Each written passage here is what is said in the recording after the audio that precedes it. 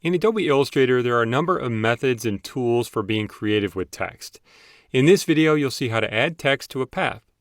You can add text along the edge of a path, the inside or outside of a shape.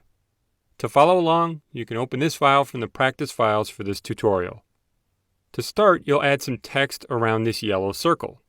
To do that, select the Type tool in the Tools panel on the left and move the pointer over the top edge of this yellow circle. Now the pointer will show a circle next to it. If you see that, it means that if you click, any text you type will go inside of the circle, and that's not what you want.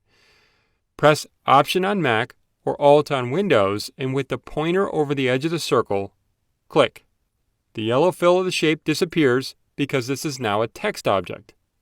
Type Bobby's Campfire in capital letters.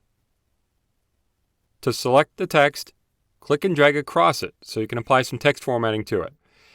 In the Properties panel to the right of the document, select the text size and type 20. Press Enter or Return to make the text larger. After changing the font size, click the Font Family menu and choose another font. I chose Arial Black. Now you'll rotate the text so it looks a little more centered on the top of the circle. You need to use the Selection tool to do this. So select the Selection tool, move the pointer just off a corner of the box around the circle, and when you see rotate arrows, drag until the text looks centered on the logo. Then click in a blank area to deselect the text.